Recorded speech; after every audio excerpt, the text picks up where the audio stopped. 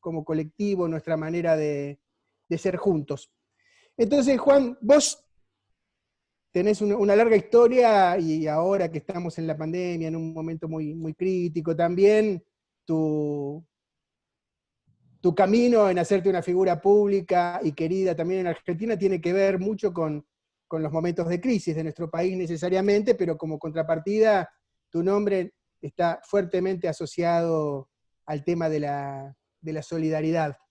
Y entonces, siendo que estamos otra vez frente a una inflexión de esas que nos requiere multiplicar nuestra solidaridad, nos gustaría tener de tu parte, después te queremos preguntar algunas impresiones o cosas de cómo escuchar lo del Papa, pero ¿cómo ves ahora, y viéndolo desde tu perspectiva, el camino de la evolución de la solidaridad en Argentina y cómo la fuiste viviendo vos y qué fuiste viendo en la gente que se vincula con la Red Solidaria y otras iniciativas en las que vos funcionás como símbolo, como animador y como organizador? ¿Cómo ves ese camino de la solidaridad y la pertenencia en Argentina?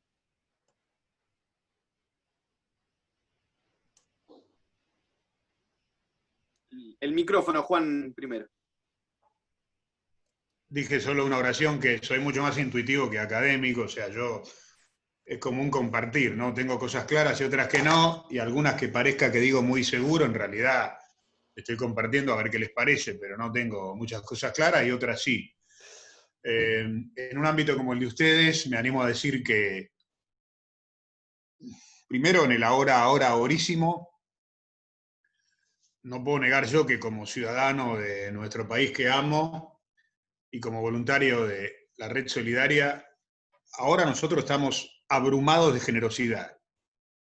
La cantidad de chicos grandes, medianos que nos llaman, que nos escriben por todas partes para hacer algo por los demás es tremenda. Se baten récords de donantes de sangre, ahora de donantes de plasma que tuvieron COVID. Gente que se inscribe como nunca para ser donante de órganos vía online en el Incucay. Más y más ollas populares, más y más ollas solidarias. Un montón de grupos en todas partes, en todos lados, en edificios, en ciudades, donde atienden a las personas más grandes. O sea, lo primero que les comparto es que los que apostamos al crecimiento de una cultura solidaria, que no hay nada nuevo en la historia de la humanidad, que es el otro, el prójimo, el semejante, la comunidad, el nosotros, todo eso. Este es el momento cumbre. Yo nací en la década del 60, pero desperté en los 80, si se quiere, con Malvinas por generación. Pero del 83 para acá, que empezó a crecer la solidaridad como cultura, evidentemente, aunque es histórica, y del 2001 para acá, este momento es cumbre. Estamos abrumados de una tras otra historias en donde todo el mundo está pensando qué hacer por el otro. Por supuesto que el momento es tremendo, oscuro, duro, complejo, pero este es un momento, en ese sentido, increíble.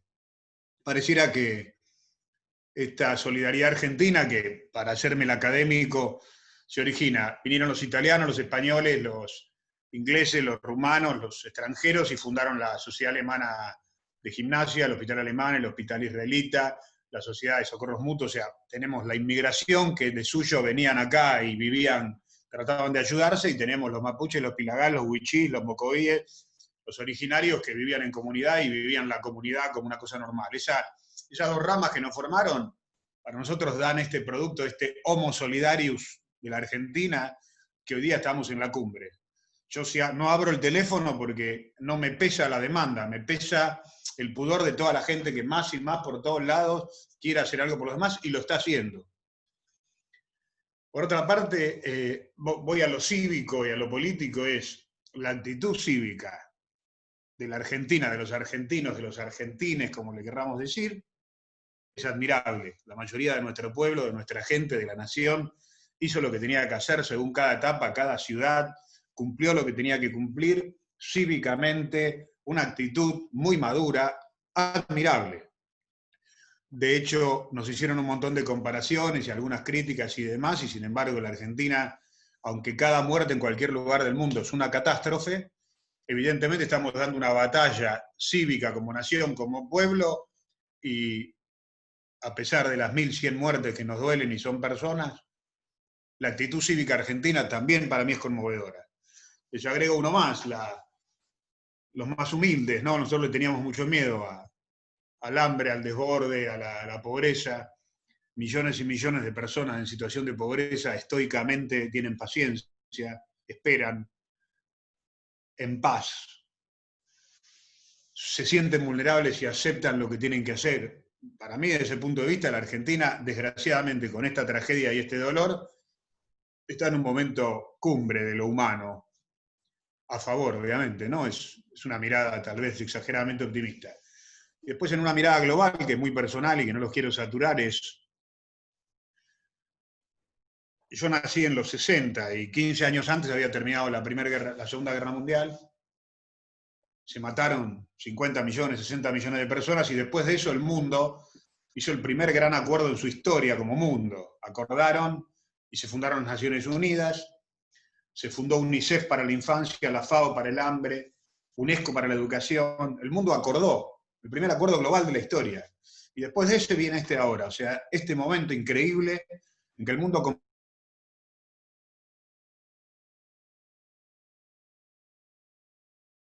como solidaridad global, como justicia global, ¿para qué lo hace? Para proteger a los más grandes, a los que tienen más edad, a los más débiles. Este acuerdo global por los más postergados, por su edad o por su condición en salud, es fabuloso. Esta mirada, que no es naif, porque si quieren les doy una lista de todas las tragedias que hay, pero con la autoridad de meterme en el mundo duro, esto sí, todo esto hay que rescatarlo. Y nos preguntamos, ¿alguien rescatará este capítulo de la historia argentina llena de cosa humana, de humanismo? Que es lo que nos empieza a preocupar. Pasan y pasan historias, y tal vez después viene y se pelea este con el otro, y la otra, y se pelean, y las noticias van por otro lado, pero nosotros estamos pensando que alguien tiene que empezar a escribir este compendio de, en chiste y en serio, las obras completas de la solidaridad argentina durante la pandemia, ¿no? Perdón, Es contesté muy largo, raro, perdón. Sánchez, no, no te está, enganches, me enganché, perdón, me enganché. está muy bien, Juan. No, porque lo que vos decís contrasta, y vos seguramente esto lo tenés presente porque sos protagonista de esto que te voy a decir. Digamos, muchas veces los gestos de solidaridad son mostrados a la opinión pública como epopeyas excepcionales, ¿no es cierto? Porque lo que más prima a veces en la narrativa general de la opinión pública es el enfrentamiento con sus distintos nombres a lo largo del tiempo, llámese la grieta, etc. Sin embargo, desde donde vos lo vivís, que no es necesariamente de donde te muestran, hay una cosa generalizada, una cosa que atraviesa sectores sociales, sensibilidades, maneras de pensar al otro y maneras de suponer cómo ayudarlo. ¿Cómo dirías vos? Yo antes, mientras te escuchaba, te iba a preguntar cuántas clases de solidaridad hay en Argentina, y me salía al revés decir si hay solidaridades de clase, pero no me gustaba entonces la pregunta. Pero, ¿cómo ves ahí que se distribuye? ¿Qué hay en común? ¿Qué sensibilidades hay? ¿Cómo evoluciona eso? ¿No? Porque vos tenés también la característica de que sos un referente bastante policlasista en ese sentido, ¿no? Estando en un lugar bastante en el medio de la estructura social argentina, quizás como figura. ¿Cómo ves ahí ese abanico?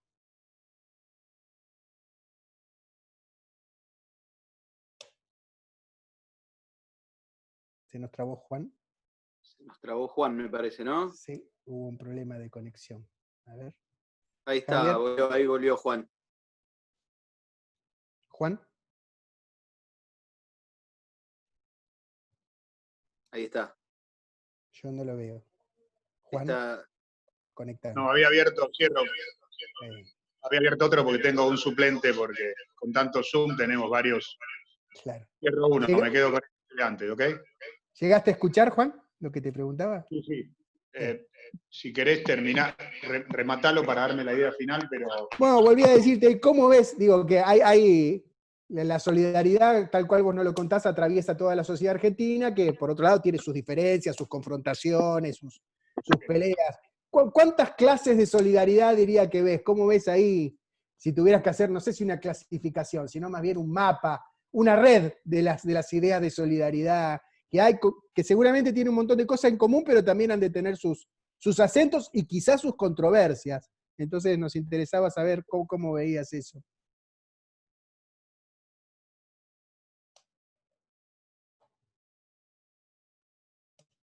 El audio otra vez, Juan, el micrófono.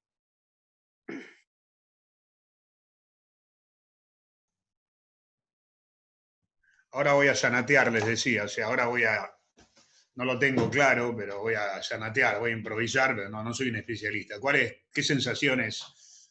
Dos corrientes, dos sensaciones es. En lo que es una sociedad como la Argentina, que es la que conozco, tenés un montón de méritos, y yo recojo todos los méritos y aplaudo todos los méritos.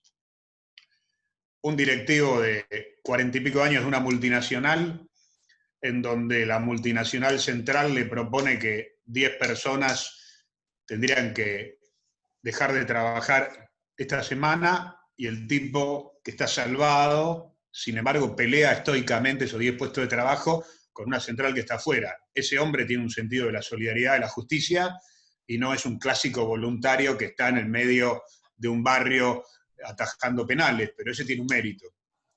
Tiene un mérito la militancia en general, de casi todos los partidos políticos de todos los colores, un doble mérito. La política por ahora sigue encontrándose. Un gobernador, un jefe de la ciudad de Buenos Aires y un presidente que siguen los tres mostrándose, y no sé si tiene que ver con la solidaridad, pero sí tiene que ver con la solidaridad, porque donde hay fractura es muy difícil desarrollar una cultura solidaria. La política, de todos los partidos políticos, generalmente de todos los estados del municipio, los concejales, las gobernaciones y el Estado en general nacional, cientos y cientos de funcionarios y funcionarias cumpliendo estoicamente, muchos no durmiendo en su casa, no quedándose en su casa o en un cuarto aparte porque tienen miedo a contagiar y dejan la vida en lo que hacen. Soy testigo.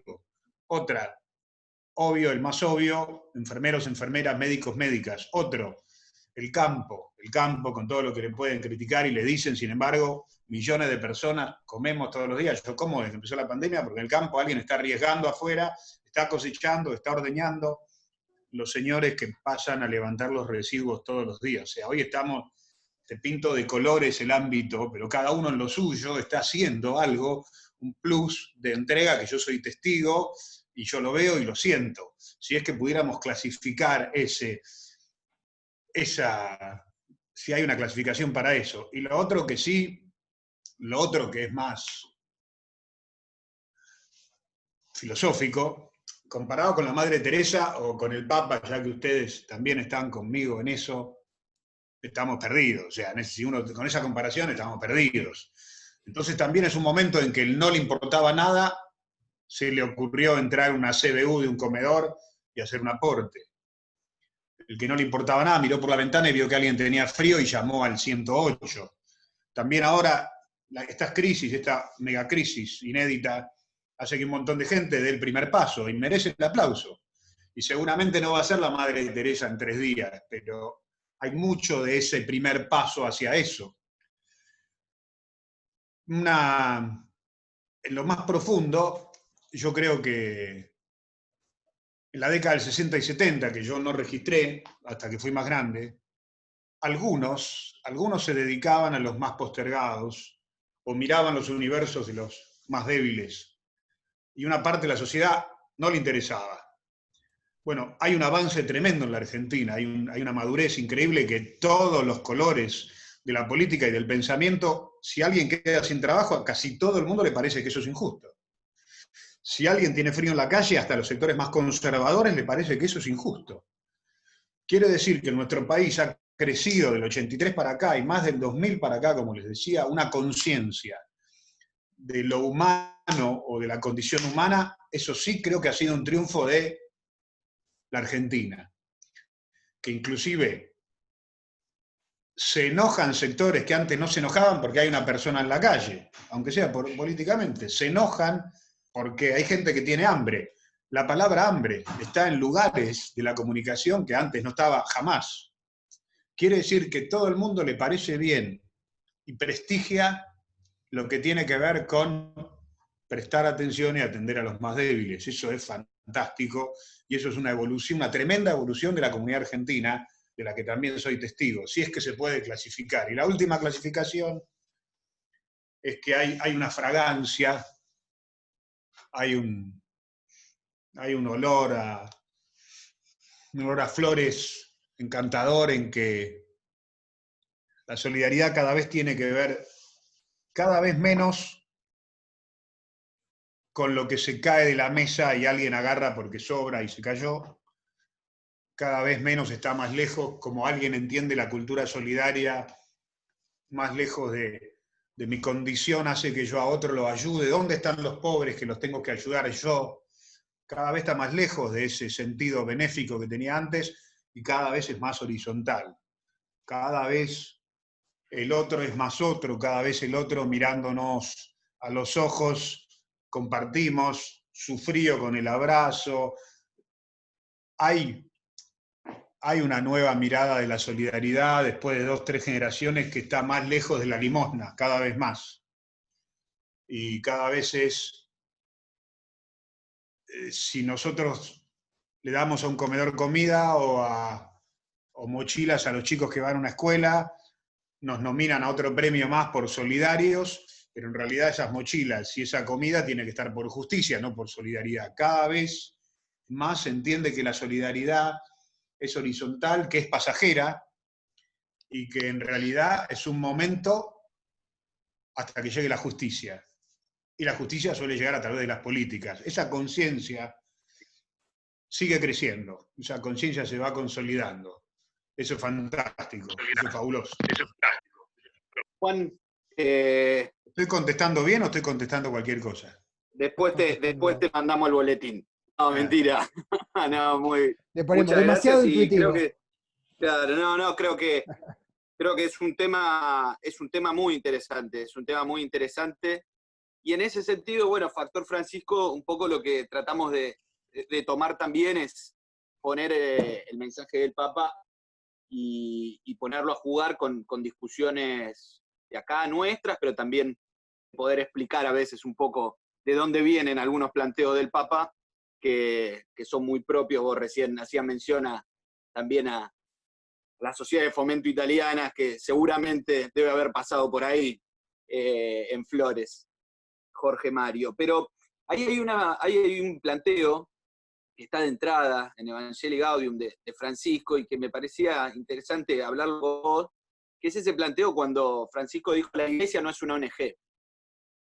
Francisco ahí tiró un mensaje fuerte y que también en ese mismo planteo, algo muy interesante porque muchas veces se lo pone al revés dentro del pensamiento político, sobre todo del progresismo, de la socialdemocracia, que es cuando Francisco dice que ser ciudadano es un estado, si se quiere, previo o anterior a ser pueblo, que dice que ser ciudadano es prácticamente lo que tenemos por un contrato social, por un DNI, por unos derechos reconocidos por una constitución o un Estado, pero que ser pueblo es ir un paso más allá. ¿Qué te sugieren esos dos planteos de Francisco para pensar también un poco esto que decías de la solidaridad y de la justicia? Bueno, tiraste, o sea, cada palabra para mi generación tiene un significado. Dijiste socialdemocracia, progresismo, o sea, de cada uno te escribo un capítulo. Entonces, esperá que me acomodo. Yo primero te diría, yo fui formado por la generación de curas de Francisco, con un toque irlandés, los pasionistas me formaron a mí, pero la generación de él. Entonces toda la gestualidad y toda esa prédica es la que a mí me formó cuando era scout y cuando tenía vida parroquial. Yo lo vivo con mucha naturalidad, lo que hace y lo que dice, porque esa es la iglesia que a mí me formó. O sea, no tengo ningún mérito. Así me formaron con esos gestos que hace ahora globalmente. Yo también fui formado en una iglesia que se caracteriza por la caridad en el sentido más noble, que es la compasión, y el juicio se lo dejamos a Dios. Yo no quiero enjuiciar, entonces yo quiero ser muy delicado, muy tierno con los procesos de cada persona. A tus escalones que dijiste, pueblo como escalón final y previo ciudadano, también hay habitante, podríamos ser un escalón más, habitante, ciudadano, pueblo. Yo en ese sentido, como ustedes son muy jóvenes, pero yo tengo menos tiempo, yo no me quiero ir al infierno por la lengua, entonces no me quiero equivocar en una palabra. Son tiempos de cada uno. Vuelvo sin escaparme a la pregunta. Yo, por ejemplo, intuitivamente cuando digo, bueno, tengo algunas anécdotas de estos días, ¿no? Muy emocionantes. Y, por ejemplo, un tucumano sin un centavo que tuvo COVID, se le murió la mamá, la tía, y quería venir acá caminando si hacía falta para dar plasma a uno que tenía su grupo, el mismo grupo sanguíneo. Entonces yo escribo, qué lindo que es mi pueblo, mi nación, mi gente. Y yo digo eso, yo lo escribo así porque hay muchos que se identifican con mi pueblo y otros no, les cae muy mal. Otros con nación y otros no. Mi gente. Y ahora no agrego patria porque es el que hace más ruido en este momento, pero yo, que conozco el valor de la palabra, pero yo soy muy compasivo. Entonces, estoy de acuerdo con el proceso. Llegar a ser comunidad argentina y ser comunidad global nos faltan 1, 2 o 3 generaciones, pero vamos camino. Y yo creo que empezó, después de la Primera Guerra hubo un reacomodamiento, después de la Segunda, y de la Segunda en adelante la humanidad empezó a globalizar no solo la economía, sino el sentido este que vos decís de pueblo global. Pero no tengo mucho para decir, y no me quiero equivocar en una sola palabra, porque después tengo 3 días en las redes bendiciéndome y todo lo contrario. Entonces no me quiero equivocar. Pero el valor que tiene patria, nación, pueblo, gente, viste que es para cada uno le hace un ruido distinto. Sí, vamos, si la pregunta es, yo fui formado por esa iglesia que busca la participación, el otro, el nosotros, el involucrarse, el comprometerse, sí, claro, sí. En eso estamos y hasta ser un pueblo con mayúscula, con minúscula, sí. No puedo negar que hay un sector medio en el que nací, en el que crecí, que tiene un enojo histórico con la política como tal y la participación. Y a veces con tremenda razón, ¿no? A veces con tremenda razón.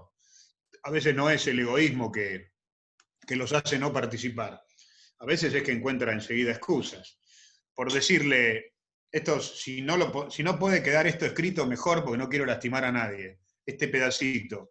Si ustedes ven en el ámbito privado y público la dirigencia que propone el cuidarse el barbijo, la distancia, y que lo dice absolutamente sin barbijo ni sin distancia todo el tiempo, muchas veces los que llaman a la participación del 83 para acá o de los 70 para acá, muchas veces a la hora de participar no abren tanto las puertas, son contradictorios, ¿no? Llaman, pero después no permiten, o bueno, qué sé yo, bueno, no quiero equivocarme en una sola palabra. Este pedacito, también quiero que ustedes sean pudorosos y no lo quiero decir. La mayoría de la gente respeta todas las normas, la distancia, los barbijos. Pero a mí me impresiona mucho el sector privado de los dirigentes y público de los dirigentes, de algunos, de muy pocos, por si los espías nos están escuchando. Es increíble que sin barbijo, tocándose la nariz, abrazado con otro, dice no se olviden de ponerse el barbijo. Bueno, eso pasa, me parece, en muchos tiempos de clase media y participación. La clase media que siempre está por escapar porque le cuesta participar, cuando participa siempre tiene una excusa que le da algún dirigente para decir, viste, eso, la dirigencia argentina a la que pertenezco, tenemos que hacer en función de ser pueblo, de ser nación, de ser comunidad.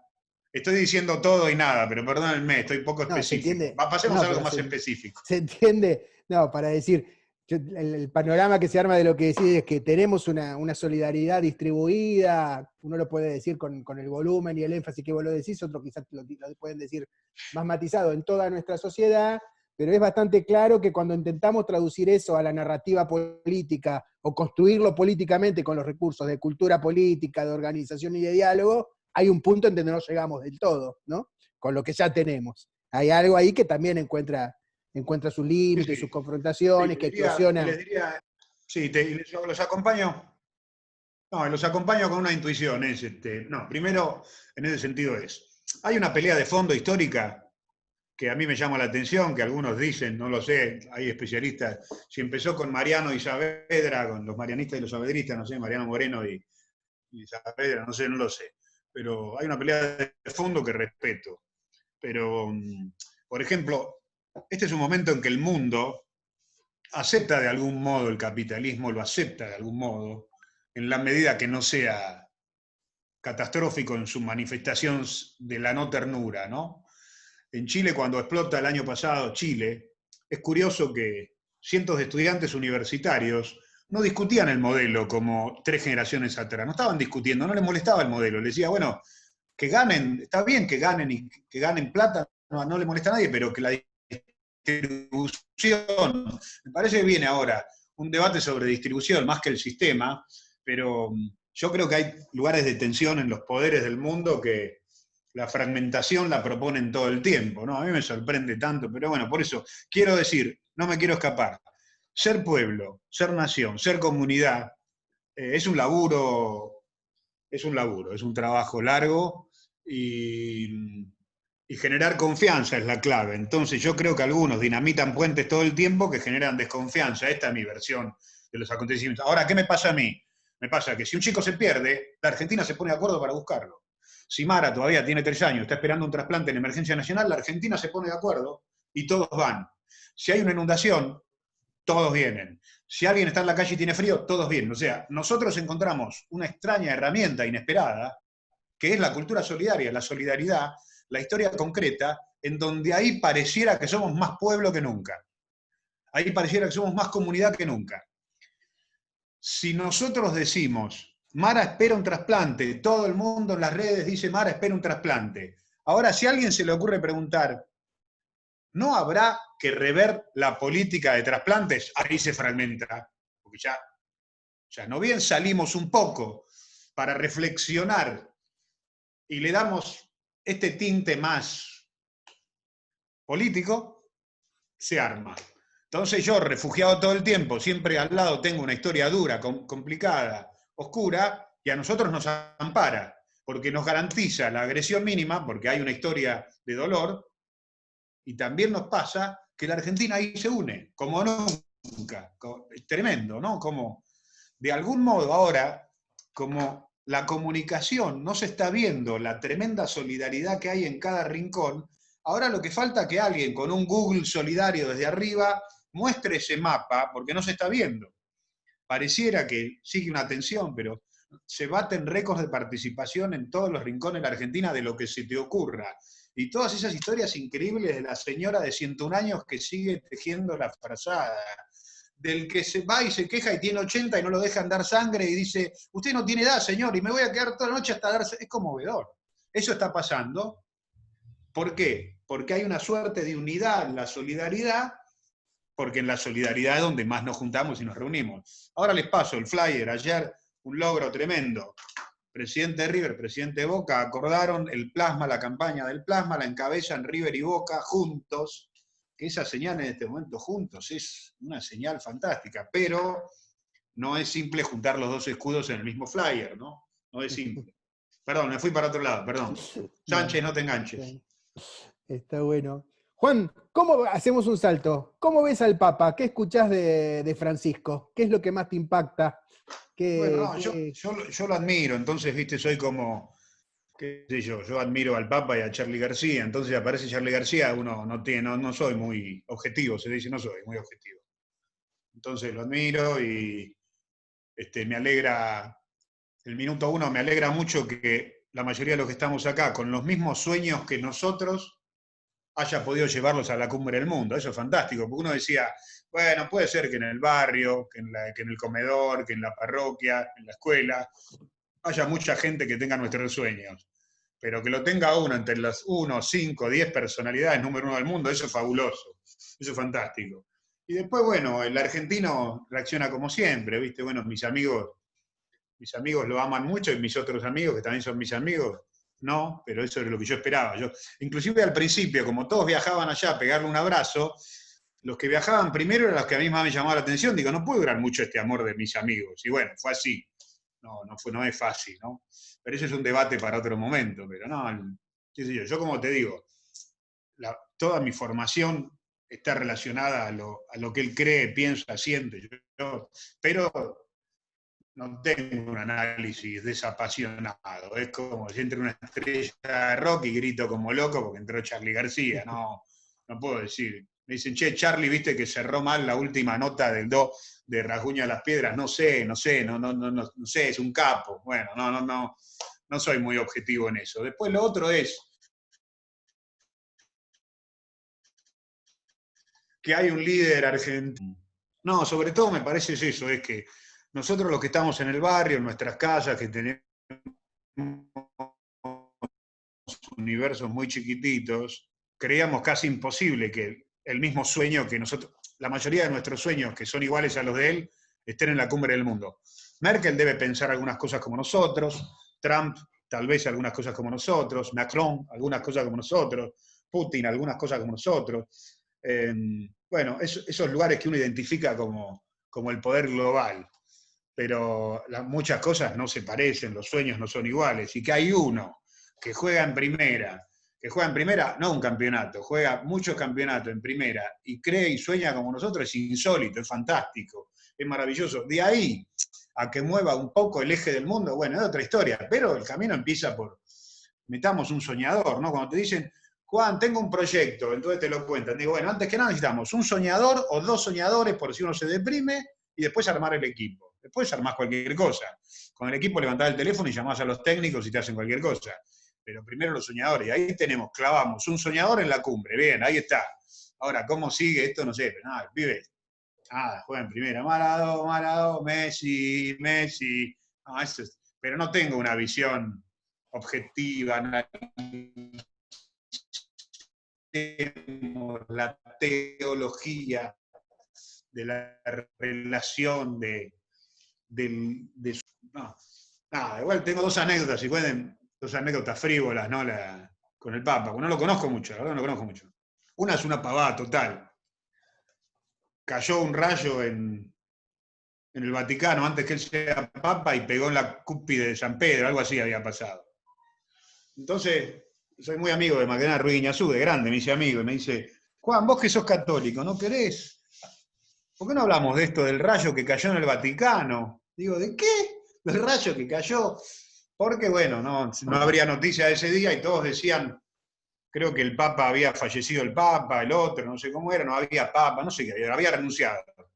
Digo, no, pero para mí el rayo capaz que es bueno o no malo, dije yo, pero no te quiero sonar la nota, si vos la nota la vas a hacer, que el rayo es malo, yo, para mí, que caiga, si cayó el rayo y no mató a nadie, bueno, mira que es un milagro, al revés, capaz que es bueno. Bueno, 3 días después fue Papa Bergoglio, esa fue la primera anécdota, y me llamó Magdalena, le digo, no, qué sé yo no soy profeta.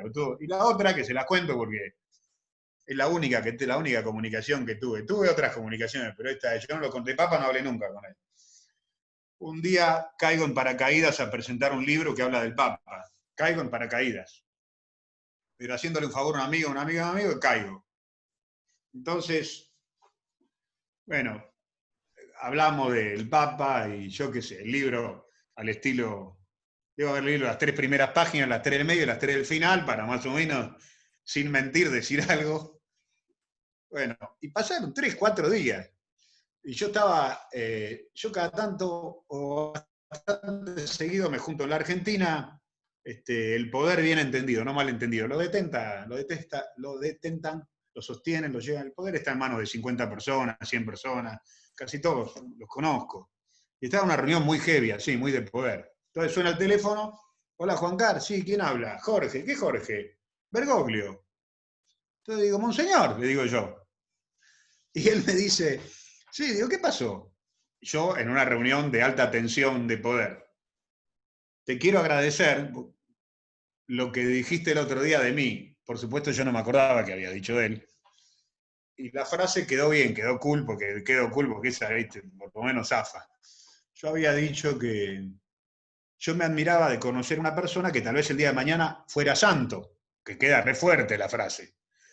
Bueno, entonces me llamó para eso y le digo, bueno, te agradezco. Entonces me dice, no, te vuelvo a agradecer, el tipo en su humildad que me llamaba. Y la tercera es que me vuelve a agradecer y digo, bueno, igual está bien, pues yo no sabía bien de qué me hablaba. Y le dije, esta fue el final. Bueno, yo te propongo esto, yo necesitaría terminar antes de irme al cielo con el hambre en Argentina, o en América Latina o en el mundo. Y le pregunto a él, ¿vos me acompañás? Le pregunté a Bergoglio. Y me dice, yo estoy. Esa fue la última conversación que fue hace 10 años. Pero la tremenda humildad del tipo de llamarme Eso fue mi única conexión y comunicación. Amigos en común tenemos muchos, pero yo no dialogo, no. Lo que sí me doy cuenta cuando arrancó con los gestos que hace, son muy gestos de la iglesia que a mí me formó. O sea, yo tengo 58, esa generación 70-80 es la iglesia de la gestualidad, del prójimo, del otro. Eso, yo me siento muy cómodo viendo ese. No les puedo dejar de decir esto, yo desde Juan 23, que fue cuando yo nací, en los 60, en adelante, yo casi los banco a todos los papas, o sea, ahí me sale un poco el ejército. La familia es la familia. Para adentro tengo mucho que discutir, pero yo banco. Y de todos, o de casi todos, yo celebré muchas cosas. Este me parece, como les digo, estoy fascinado, por eso no puedo opinar así con serenidad, digamos, ¿no? Juan, recién apareció la palabra hambre, una de las cosas que nos proponíamos también cuando queríamos hablar con vos, más allá de estas anécdotas, que hay muchas, pero lo que siempre decimos en Factor Francisco, que voceros oficiosos del Papa y anécdotas con el Papa hay demasiadas, y lo que faltan más es esto, ponerle carnadura a las discusiones concretas, y no solo a las discusiones, sino al laburo que tenemos por delante. Y en eso, pensando en el tema de la post-pandemia, si habrá tal cosa, o lo que sea venga después de todo esto, es, bueno, cómo se encaran esos grandes desafíos que tenemos en Argentina, como es, por ejemplo, el tema del hambre. Primero, acá voy a ser un canciller, no me voy a escapar a la respuesta, voy a ser un canciller, porque cada palabra acá cotiza millones de dólares en las redes. Lo que logramos yo como generación, logramos mi generación, que el tema del hambre sea un tema de discusión, tremenda discusión, y se sacan los ojos, pero se discute ahora. Está. Todo el tiempo. Yo solamente menciono la palabra y ya aparecen 500.000 aplausos y 500.000 todo lo contrario, pero ahora está instalado. Yo nací en la década del 60 y ahí decidí preocuparme por la temática del hambre, pero cuando yo nací había más personas que comida. Y como Dios existe y la comunidad global tiene un sentido más humanitario de la vida, ahora estamos en un momento fabuloso en que hay más comida que personas. O sea que a los soñadores la realidad nos dio la razón. En los 60 y en los 70 creíamos que se podía terminar con el hambre. Yo era muy chico. Pero en ese momento faltaba comida en el mundo. Y en Argentina. Y ahora, no. Ahora hay más comida que personas. Eso es fabuloso. Lo único que faltaría ahora es distribuirlo. Que eso se lo dejo. Eso, lo único que falta es eso, en Argentina y en el mundo. La sociedad rural, con quien yo me llevo muy bien, muy bien. Hace 2 años, la última data es que generamos comida para 440 millones de personas. Y somos 44 millones. Significaría que acá la comida ya está, ahora hay que distribuir. Ahora, ¿quién logra ese acuerdo soñado en que nadie se agreda, se ataca? ¿Quién? No sé quién lo logra, no me lo imagino. Siempre está, me imagino una mesa soñada que está en las universidades públicas y privadas, gobierno y oposición, la iglesia y los credos, es por ahí. La sociedad rural, por supuesto, posiblemente la UIA, las grandes, las corporaciones, pero digamos, ahora ya la comida está. Ahora, ¿cuándo llega el momento en que eso se distribuye? El hambre. No hablamos de pobreza es otra cosa. De hecho, ahora, bueno, la situación de la pobreza la vamos a tener que dar otra batalla, renovar la batalla contra la pobreza. El hambre, ahora está la comida en Argentina y en el mundo. Ahora, ¿quién organiza la distribución? ¿Quién logra ese acuerdo? Yo confieso humildemente que no sé quién podría lograrlo, pero es lo único que falta. Porque antes no había comida suficiente y ahora sobra. Ese es un gran paso. Ahora, ¿quién la distribuye? ¿Quién acuerda? Porque sin acuerdo no hay manera en los lugares dificilísimos del hambre, por la distancia, por la geografía. lugares sórdidos, socialmente complejos, algunos agresivos. Hace falta un gran acuerdo para poder transitar todos esos lugares y que no solo la comida llegue un día y hagamos una foto y nos emocionemos y nos abracemos, sino que se sostenga en el tiempo. La gran novedad, perdonen este idealista, es que ahora hay comida para todos y eso es fantástico, eso es fabuloso, ¿no? Sí, Juan, ahí también para ¿Estoy pensar en contestando esto o de me los estoy acuerdos. escapando? La veo a Cande. Cande, ¿me estoy escapando o Yo estoy quiero, orientado? Santi, Todo Sí. bien. Ok. Dale, Néstor. No te veía en la sala, por eso también. Sí. Néstor, se apagó la luz. Bueno, Estoy sin luz. No, entonces quiero picanteártela un poquito, ya que nos das el pie. Esto otros ya te lo habrán dicho. ¿Es que sos muy optimista o es que no tenemos recursos solidarios para atravesar el conflicto? no, ¿No? Porque entendí, Néstor. No, primero sí. te diría esto. La respuesta a tu pregunta es con enorme sinceridad, no sé. Y es razonable que yo soy pedante, pero no tan pedante. De 20 preguntas, alguna puedo decir no sé, porque no puedo saber todo.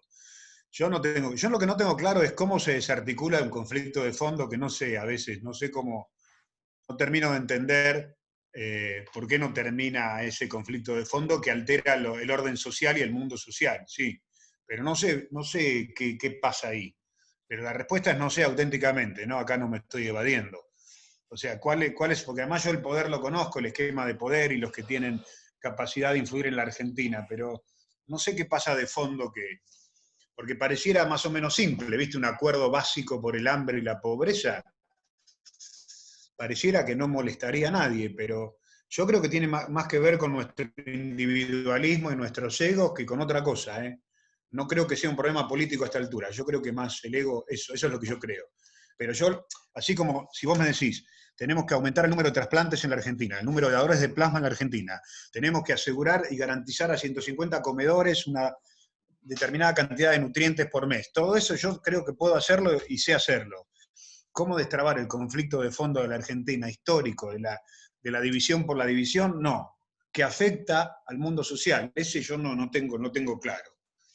Y a veces sí me pasa, bueno, que todos me quieren, me dicen qué capo, divino, capo, genio, pero no me dan bola para hacer un acuerdo. O sea, una cosa es que te digan qué divino, qué capo, qué bueno, pero no, a la mesa hay que sentarse y hay que...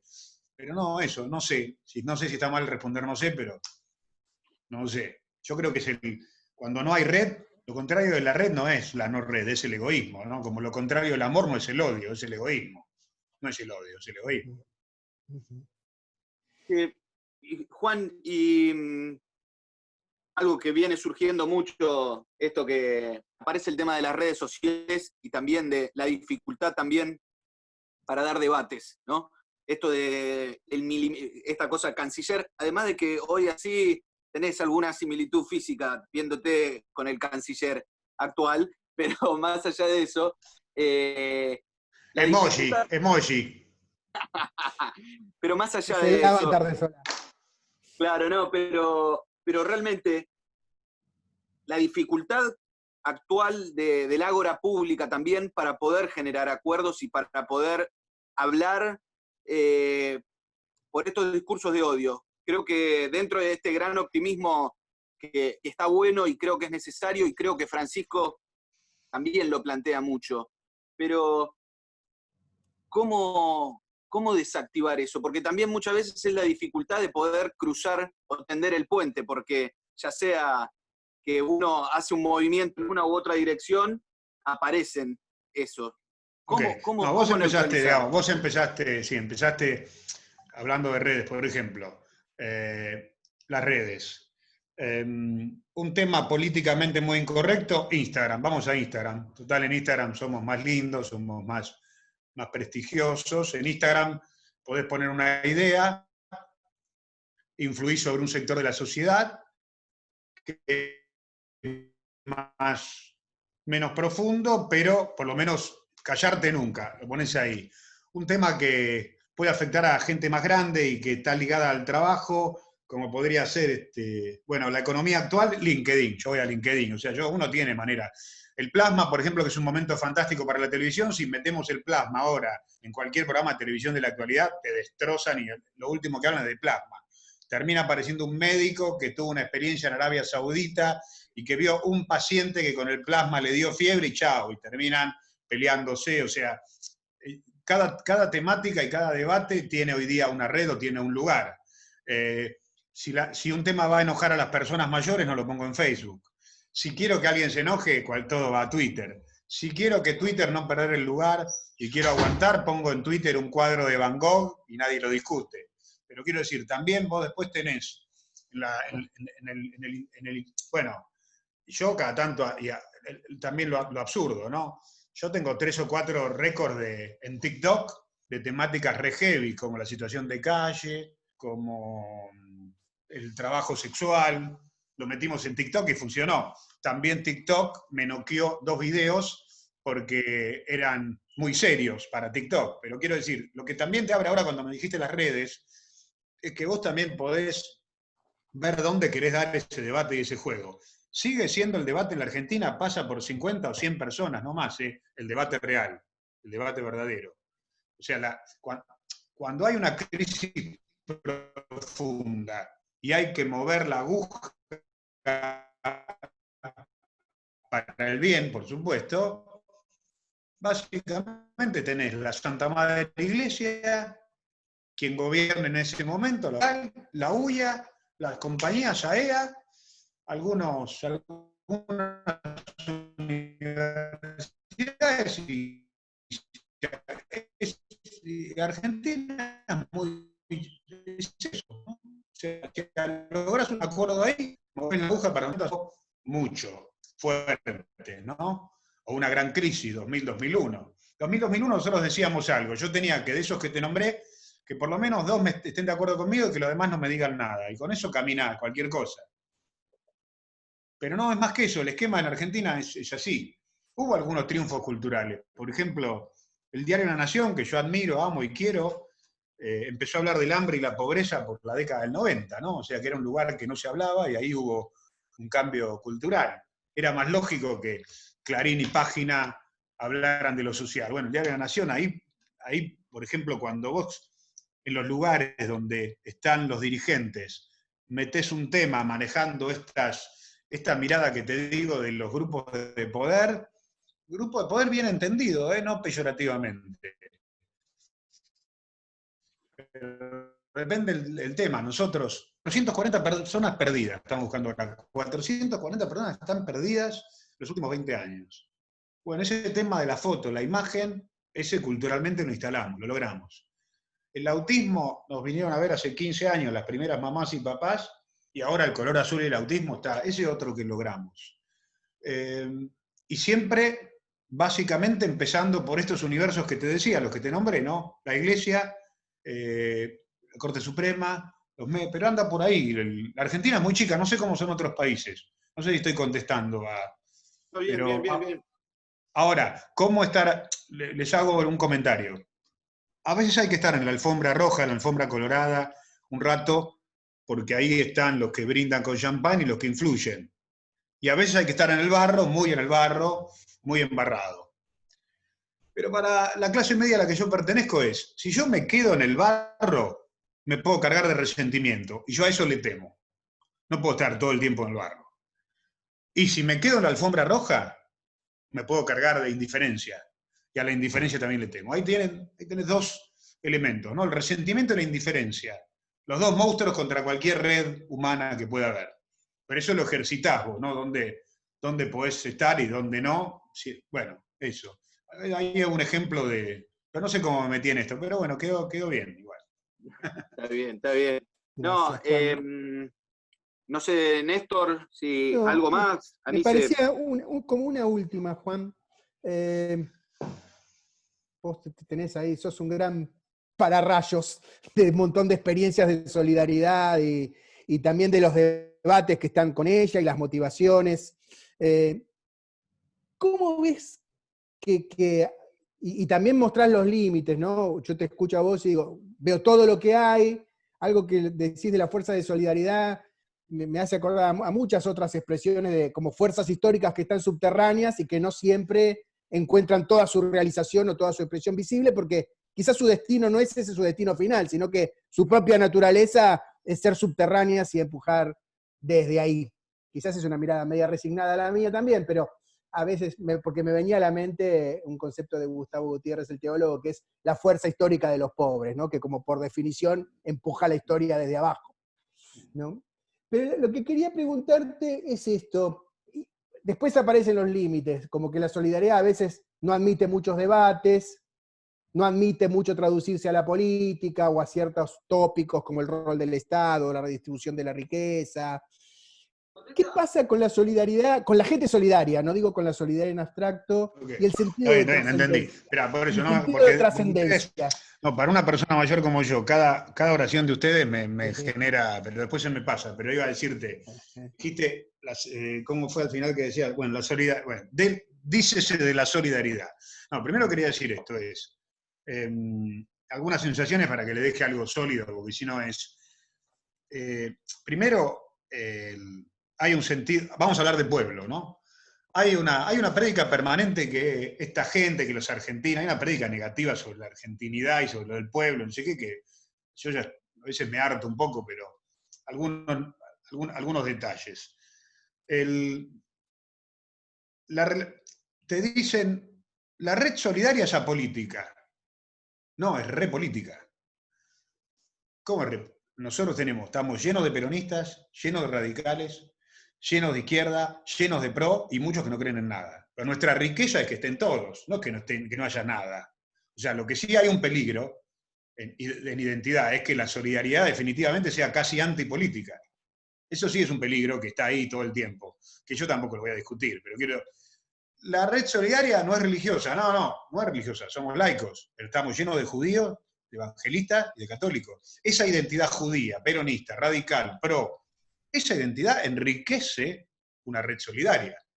Pero la ausencia de identidad es una catástrofe, ¿no? O sea, esto te digo porque pareciera que en la pureza de la solidaridad, que caminás un metro sobre el piso y no tocas las baldosas, la palabra política o todo lo político es malo y feo. Eso sí, es tremendo y cada tanto lo experimentás. Entonces, ¿son apolíticos? ¿Qué apolíticos? No, acá tenemos a todos. Nuestro orgullo es que tenemos a todos. Y no son religiosos, todas las religiones. Esto referido tal vez a una insinuación que me haces.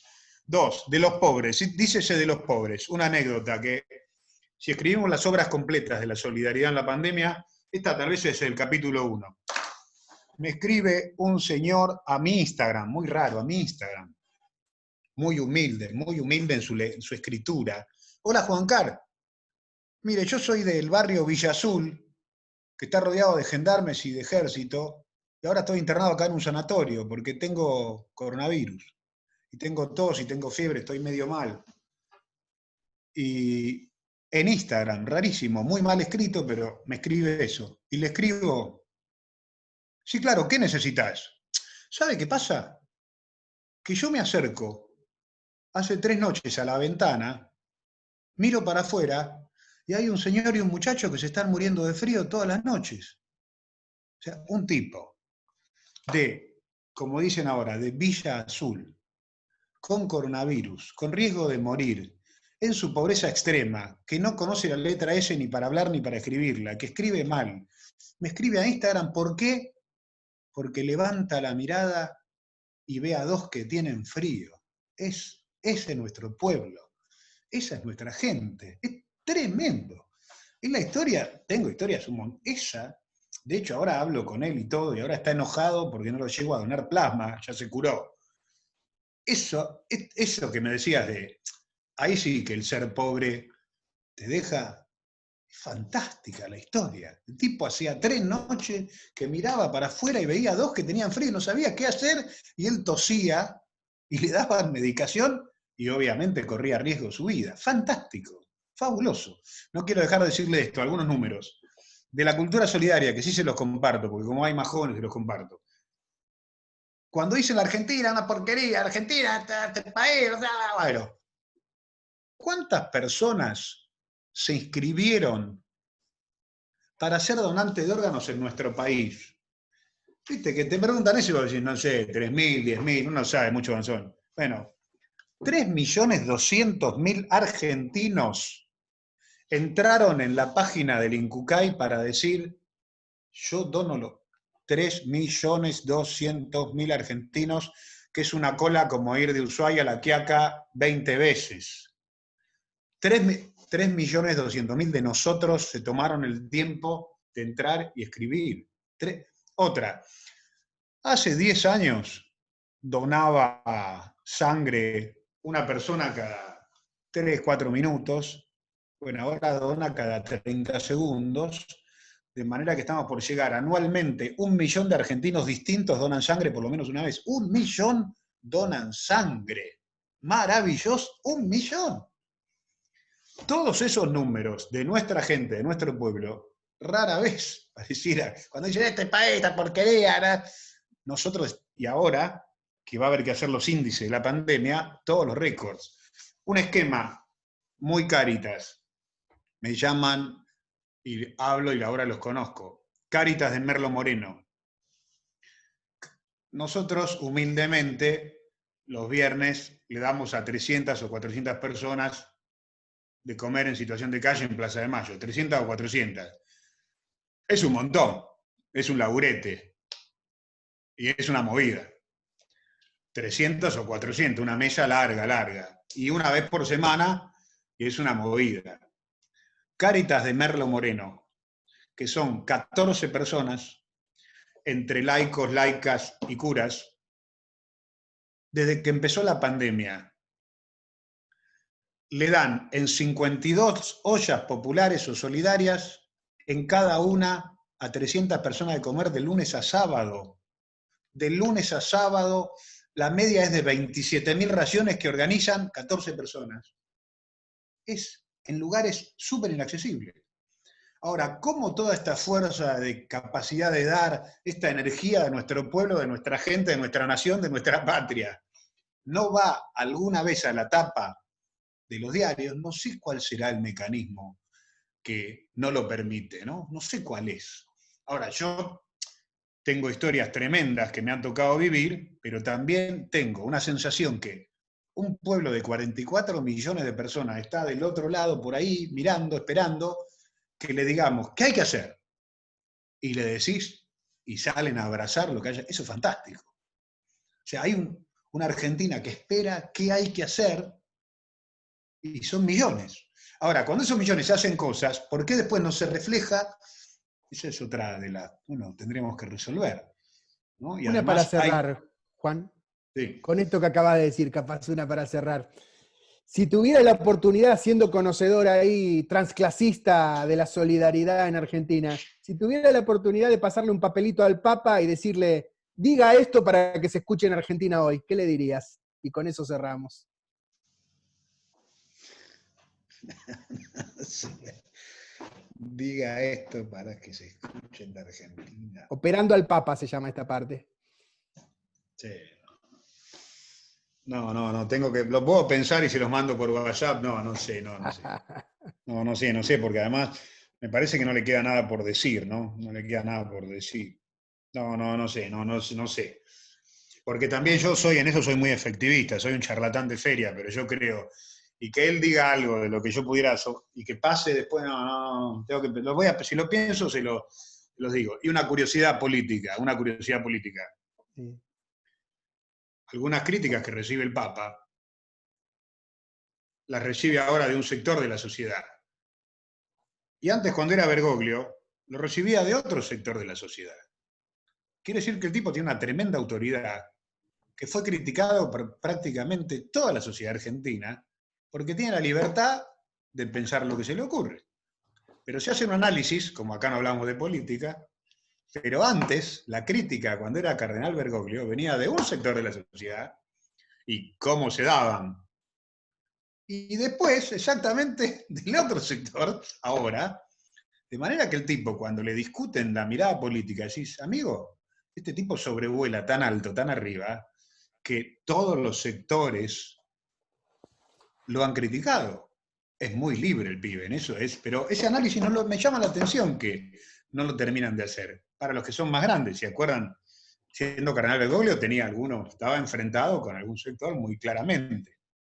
Y después se enfrentó con otro sector, o se le enfrentaron a él ni lo registra.